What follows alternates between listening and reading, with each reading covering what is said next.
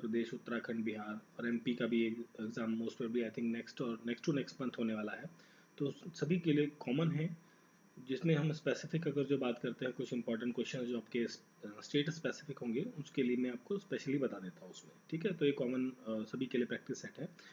तो अभी तक हमने इस सीरीज़ में 11 सेट्स कर लिए हैं और ये रहेगा हमारा 12वां सेट, ठीक है। Just a minute, it's a 12th set, ठीक है, 12वां सेट रहेगा हमारा ये। तो चलिए देखते हैं पहला क्वेश्चन। तो देखिए पहला क्वेश्चन है हमारा, which organisation recently released the global risk report 2022। 2022 की जो ग्लोबल रिस्क रिपोर्ट है वो किस ऑर्गेनाइजेशन के द्वारा पब्लिश की गई है, ठीक है। तो वो पब्लिश की गई है वर्ल्ड इकोनॉमिक फोरम के द्वारा। तो क्वेश्चन का करेक्ट आंसर तो है ऑप्शन नंबर ए, वर्ल्ड इकोनॉमिक फोरम, ठीक है। और जो वर्ल्ड इकोनॉमिक फोरम है एक्चुअली इसके पास ना एक टीम है बेसिकली जो ट्रैक करती है, ठीक है। तो इसकी जो टीम है वो एक्चुअली क्या है, रिस्क एक्सपर्ट की टीम है जो 5 कैटेगरीज के ऊपर जो इकोनॉमिक रिस्क है उन सभी पर वो बात करती है, ठीक है। और वो 5 पॉइंट्स कौन से हैं जिन पर ये कैटेगरीज पर बेसिकली रिस्क को मैनेज किया जाता है या एनालाइज किया जाता है ग्लोबल रिस्क रिपोर्ट जो है वो पब्लिश करने के लिए। वो पॉइंट्स हैं आपके, जैसे इकोनॉमिक है, एक पॉइंट है आपका economic, environmental, geographical, social and technology, social and technological. तो इन सभी 5 बिंदुओं पर जो है अध्ययन किया जाता है हर कंट्री के बारे में, और उसके बाद फिर एक रिपोर्ट जारी की जाती है ग्लोबल रिस्क रिपोर्ट, ठीक है, जो आई थी आपकी 2022 की निकली है, ठीक है। अब इसको जो जारी करता है वो कौन करता है, ये तो हो गया आपका वर्ल्ड इकोनॉमिक फोरम। और वर्ल्ड इकोनॉमिक फोरम जो है ये बेसिकली क्या है, नॉन प्रॉफिटेबल फाउंडेशन है, ठीक है। नॉन प्रॉफिटेबल मतलब बेसिकली क्या है, ये एनजीओ है आपका ये, ठीक है। भाई एनजीओ जो क्या करती है, नॉन गवर्नमेंटल ऑर्गेनाइजेशन होती है, बिना किसी प्रॉफिट के आपका वर्क करती है। तो उसी तरीके से ये भी एक नॉन स्विस बेसिकली स्विट्जरलैंड की है, नॉन प्रॉफिटेबल फाउंडेशन है ये बेसिकली। और इसके जो हेडक्वार्टर्स हैं वर्ल्ड इकोनॉमिक फोरम के वो कहाँ है आपका, जिनोवा स्विट्जरलैंड के अंदर आपको देखने को मिलते हैं, ठीक है। और इसकी जो स्थापना हुई थी, इस्टेब्लिशमेंट, वो हुई थी 1971 के अंदर, ठीक है। और इसके जो करंट टाइम पर अभी प्रेजेंट टाइम पर जो जिस टाइम में ये वीडियो बना रहा हूँ उस टाइम पर जो चेयरपर्सन है, चेयरपर्सन वो कौन है, Peter Brack, Brabeck, Peter Brabeck, ठीक है। Peter Brabeck is the chairperson of World Economic Forum. अब यहाँ पर एक नाम दिया हुआ, क्वेश्चन का करेक्ट आंसर तो हो गया ऑप्शन नंबर ए। फिर नाम दिया हुआ एक वर्ल्ड बैंक। तो वर्ल्ड बैंक जो है, वर्ल्ड बैंक के हेडक्वार्टर कहाँ है, वाशिंगटन डीसी में, वाशिंगटन डीसी के अंदर इसके हेडक्वार्टर्स आपको देखने को मिलते हैं। और इसके जो चेयरपर्सन है, चेयरपर्सन कह लीजिए या फिर प्रेसिडेंट कह लीजिए, इसमें प्रेसिडेंट होते हैं, वो कौन है, डेविड मालपास, डेविड मालपास, ठीक है। और वर्ल्ड बैंक आपका जो बना था एक्चुअली ये कॉम्बिनेशन ऑफ बैंक है, जैसे आपका आईबीआरडी है, आईबीआरडी प्लस आईडीए प्लस साथ में आपका एमआईजीए, ठीक है। तो ये 3-4 चीज़ों को मिलाकर बना है आपका वर्ल्ड बैंक, ठीक। आईएमएफ इंटरनेशनल मॉनेटरी फंड, इसके हेडक्वार्टर्स भी आपके कहाँ पर हैं, वाशिंगटन डीसी के अंदर इसके भी हेडक्वार्टर्स आपको देखने को मिलते हैं। और प्रेजेंट टाइम पर इसकी जो चेयरपर्सन है वो कौन है, Kristalina Kristalina Georgia, Kristalina Georgina Georgelina, ठीक है। Kristalina Georgelina is the president of IMF, ठीक है। फिर जो ये लास्ट ऑप्शन है, international food policy and research institute, ठीक है, इसके हेडक्वार्टर भी आपको कहाँ देखने को मिलते हैं, वाशिंगटन डीसी के अंदर, ठीक है, वाशिंगटन डीसी के अंदर, क्लियर। तो क्वेश्चन का करेक्ट आंसर है आपका ऑप्शन नंबर ए, वर्ल्ड इकोनॉमिक फोरम। फिर देखिए नेक्स्ट क्वेश्चन है, which of the following monument is located in Delhi.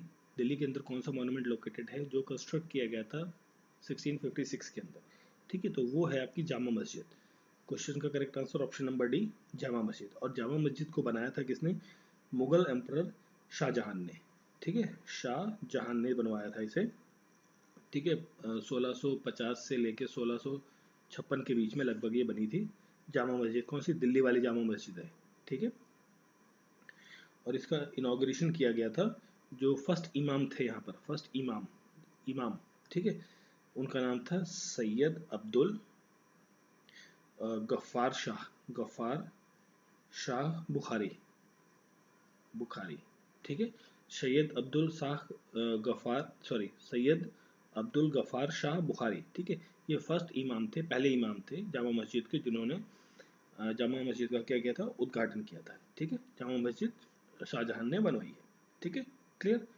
अब बात करें यहाँ पर दूसरी चीज़ों की, तो इंडिया गेट। इंडिया गेट जो है ये कंस्ट्रक्ट किया गया था इंपीरियल वॉर ऑफ जो आपका ग्रेव कमीशन के द्वारा, जो वर्ल्ड वॉर टू है हुई थी उसके बाद, मतलब जो उनकी बेसिकली उस दौरान जो लोग मारे गए, ठीक है, या शहीद हुए आप कह लें, तो उनके जो नाम है वो इंडिया गेट पे लिखे हुए हैं, ठीक है।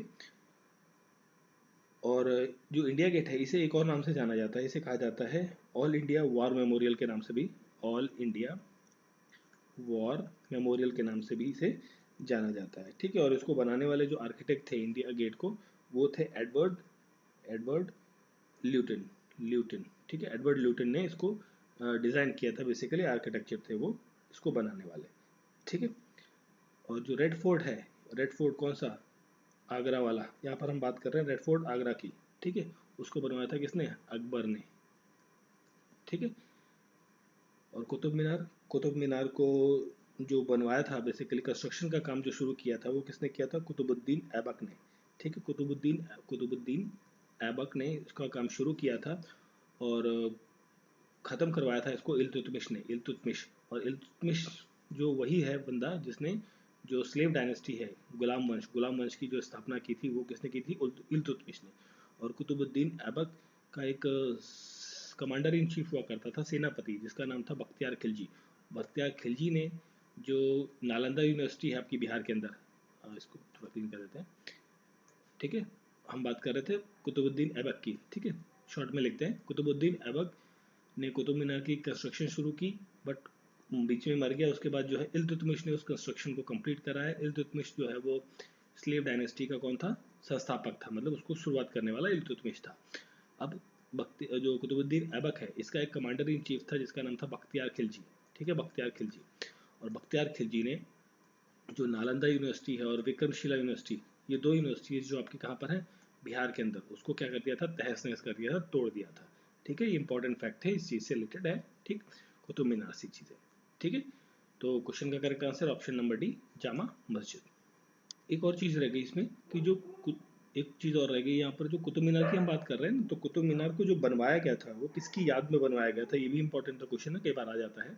तो कुतुब मीनार को बनवाया गया था एक सूफी सेंट थे, सूफी संत थे, सेंट मतलब संत थे, उनका नाम था ख्वाजा कुतुबुद्दीन बख्तियार काकी, ठीक है।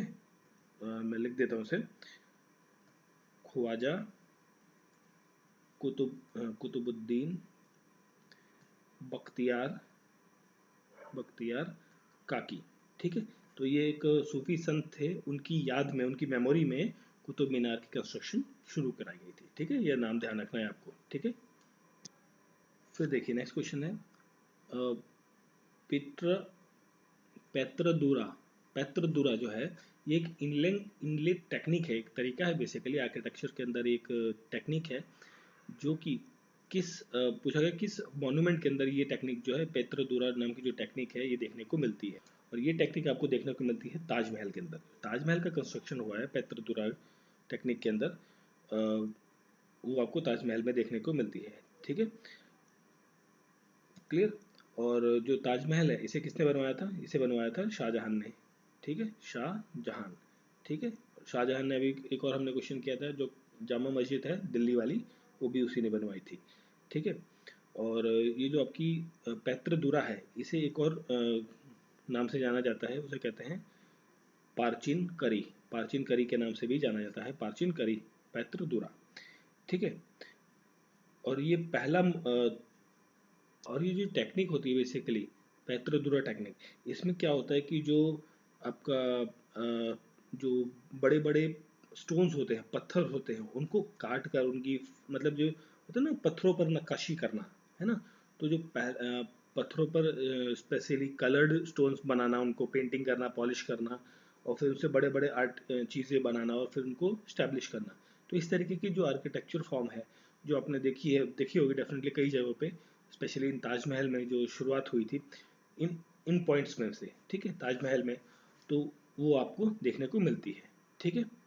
और ये जो पहली बार है, फर्स्ट टाइम इस तरीके की जो मतलब पत्थरों को काट कर उसमें से डिज़ाइन बनाना और फिर उनको लगाना दीवारों पर या कहीं और जगह पे डेकोरेट करना, तो ये फर्स्ट टाइम जो यूज़ किया गया था, ये यूज़ किया गया था कहाँ पर?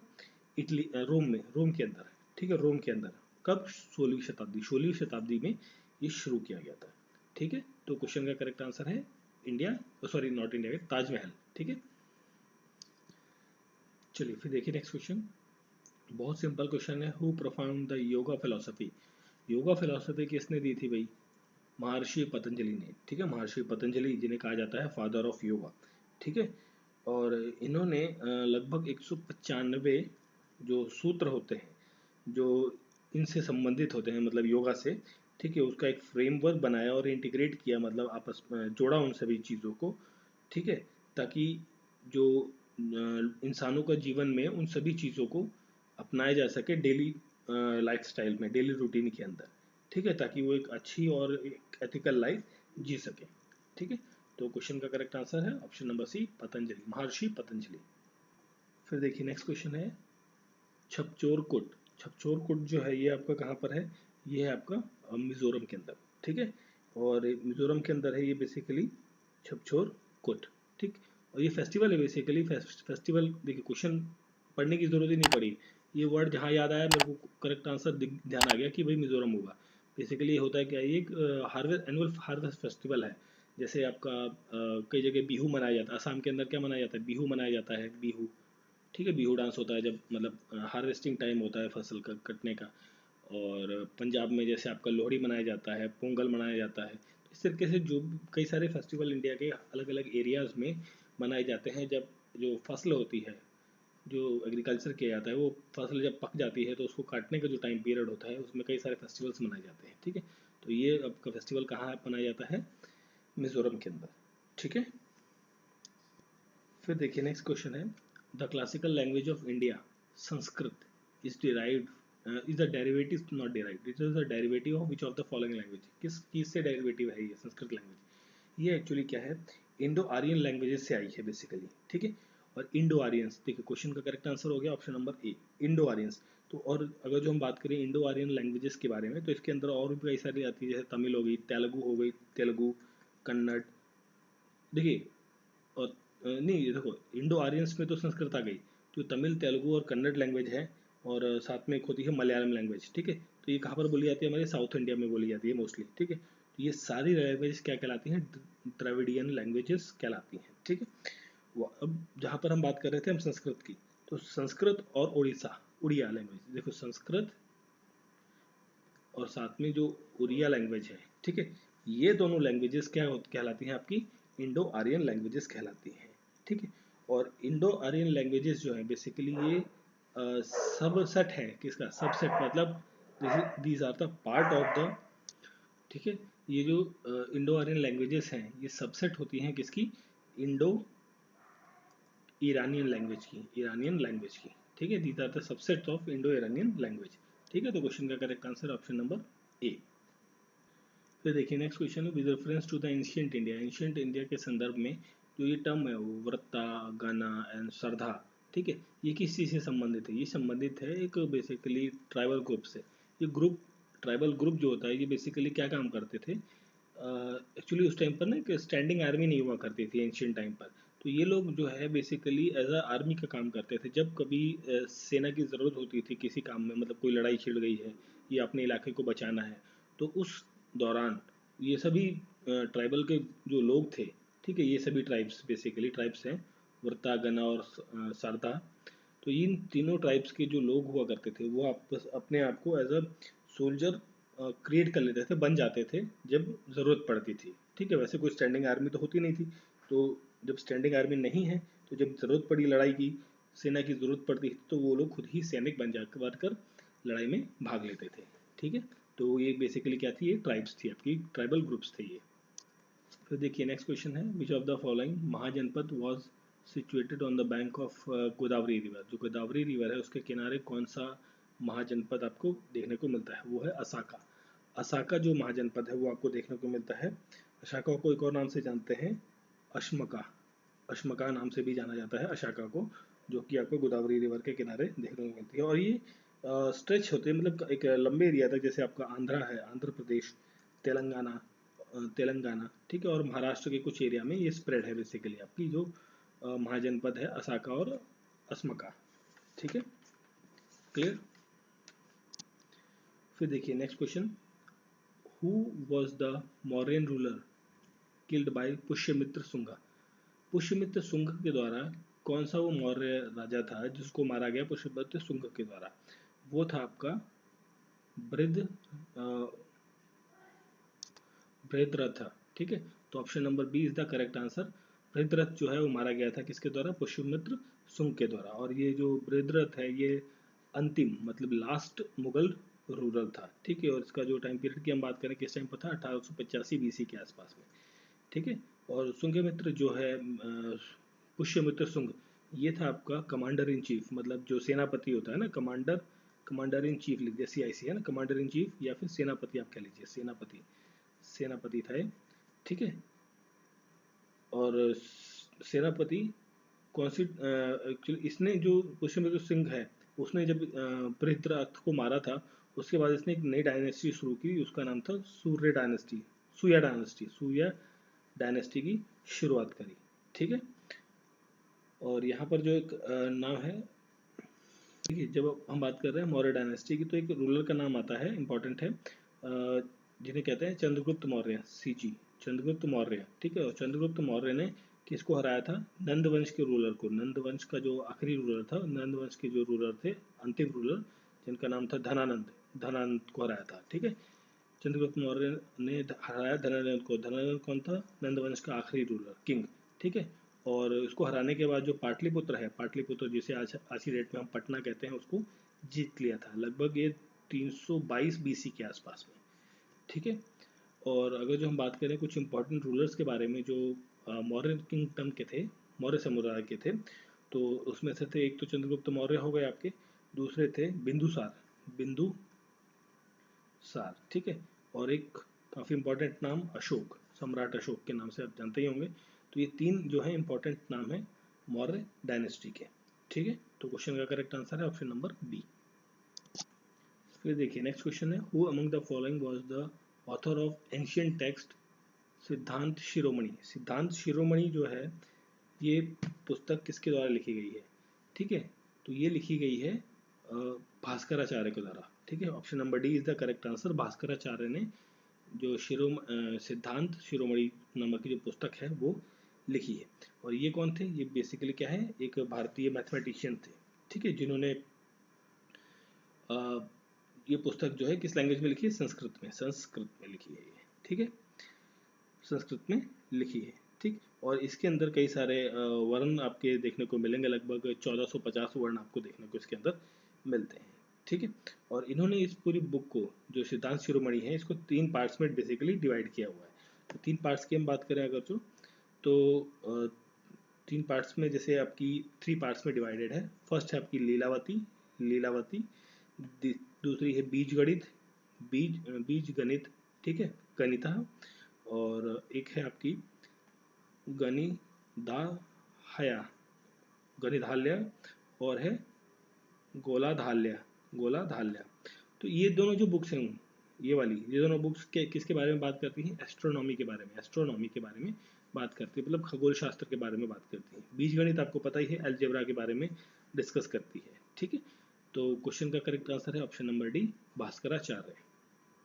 चलिए फिर देखिए नेक्स्ट क्वेश्चन है, the cabinet committee, cabinet committee on economic affairs has approved the implementation of प्रधानमंत्री कृषि सिंचाई योजना। जो कृषि सिंचाई योजना का जो एक प्रोग्राम है बेसिकली 2021 और से 26 के लिए कितने पैसों का आवंटन किया गया है, मतलब कितना पैसा रखा गया है इस पर्टिकुलर स्कीम के लिए? तो वो है 9308, मतलब 93,000 करोड़ के आसपास का जो बजट है वो प्रधानमंत्री कृषि सिंचाई योजना 2021 से 26 तक के लिए आवंटित किया गया है, ठीक है। और इस स्कीम के तहत, इस स्कीम के तहत लगभग 22 लाख किसानों को क्या है, जो है बेनिफिट मिलेगा, ठीक है। ताकि जब बेनिफिट मिलेगा, देखिए इसमें क्या है कि वाटर सप्लाई की जो चेन है उसको और ज़्यादा अच्छे से सुदृढ़ किया जाएगा। जिन एरियाज में वाटर की सप्लाई या वाटर की कमी है तो वहाँ पर वो पानी पहुँच पाए ताकि जो एग्रीकल्चर प्रोडक्ट है उसका प्रोडक्शन बढ़ सके। फिर देखिए नेक्स्ट क्वेश्चन है, cabinet has approved the treaty on mutual legal assistant in criminal matters. ठीक है, मतलब एक ट्रीटी साइन की गई है दो देशों के बीच में, कैबिनेट ने दो देशों के बीच मतलब गवर्नमेंट ऑफ इंडिया और किस देश के बीच में एक म्यूचुअल लीगल असिस्टेंट के लिए, मतलब भाई एक देश से मतलब इंडिया से किसी ने क्राइम किया और दूसरे देश में जाके छिप गया, शरण ले ली, वहाँ से भाई लाने के लिए तो क्या है, दो गवर्नमेंट के बीच में क्या होता है, ट्रीटीज़ होती हैं कि भाई हमारा कोई अपराधी आपके देश में जाएगा या आपका अपराधी हमारे देश में आएगा तो हम उसे वापस आपको ईजिली हैंड ओवर कर देंगे। ठीक है, तो इस चीज़ के लिए एक म्यूचुअल बेसिकली ट्रीटी साइन हुई है, वो हुई है पोलैंड की गवर्नमेंट के साथ, पोलैंड के साथ। ठीक है, तो क्वेश्चन का करेक्ट आंसर है ऑप्शन नंबर डी, पोलैंड। और ये जितने भी कंट्रीज है, पोलैंड, स्लोवाकिया, जर्मनी, रोमानिया, ये सारी क्या है, यूक्रेन।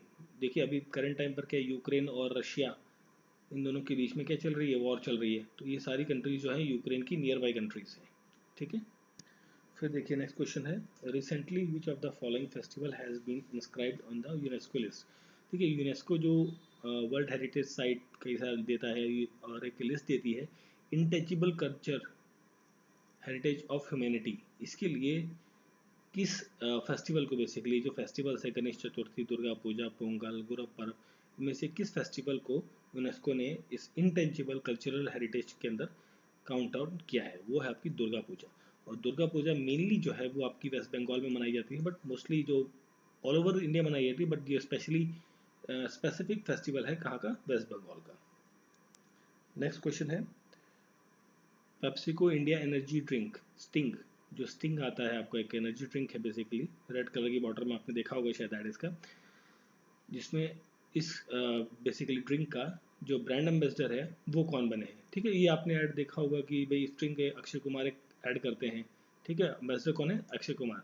इसमें वो ऐड करते हैं कि भाई ड्रिंक पीते हैं और फिर सीढ़ियों से अपना टेरिस पे चले जाते हैं, फिर एक बड़े से बियर भालू के साथ तो एक सेल्फी ली जाती है, तो वो वाली ऐड है बेसिकली। तो उससे मुझे ध्यान आ गया ये स्ट्रिंग का ऐड, तो इसके एम्बेसडर कौन है, अक्षय कुमार बने हैं अभी। फिर देखिए ये भी थोड़ा सा एक बड़ा क्वेश्चन है, recently union minister for rural development and panchayati Raj Giriraj Singh, जो गिरिराज सिंह है, मिनिस्टर है रूरल डेवलपमेंट के, उन्होंने एक लॉन्च किया है पोर्टल। ठीक है, फॉर रैंकिंग ऑफ स्टेट्स और यूनियन टेरेटरी इन land acquisition under RFCTLAR act 2013, मतलब 2013 का ये जो एक्ट था उसके तहत एक पोर्टल लॉन्च किया गया है जिसके अंदर लैंड एक्विजिशन के बारे में दिया जाएगा। अब देखिए इस पोर्टल में हुआ क्या कि जैसे गांव के जो बहुत सारे लैंड एरियाज़ हैं, तो उन पर कोई वो नहीं होता है, एक्चुअली नेमिंग नहीं होती, नाम नहीं होता है, पुश्तों से चला आ रहा है फलाना फलाना फलाना व्यक्ति का, तो बट उसमें क्या नामिंग नहीं होती कि भाई किसी के नाम पर वो रजिस्टर हो रखा है वो लैंड, तो वो रजिस्ट्रेशन वाला काम, ताकि एक प्रॉपरली पता रहे किसका क्या है, मतलब एक प्रॉपरली एक डाटा तैयार हो जाएगा आपका इस तरीके से इस पोर्टल के थ्रू, जिससे गवर्नमेंट को जो है हेल्प मिलेगी कि क्या सप्लाई, मतलब क्या सहूलियत उस लैंड ओनर को या उस फील्ड ऑफ एरिया में आपको प्रोवाइड करनी है, इरीगेशन की देनी है, क्या देना है, किसको देना है, कितना देना है, ये सब चीज़ों के बारे में आपका रहेगा इन्फॉर्मेशन। तो ये आपका जो है ये किस चीज़ से बारे में बात करता है, ये बात करता है मैनेजमेंट इंफॉर्मेशन सिस्टम पोर्टल है ये किस टाइप का पोर्टल है आपका, ये है मैनेजमेंट इंफॉर्मेशन सिस्टम पोर्टल। तो ऑप्शन नंबर डी जो है ये करेक्ट आंसर है आपका।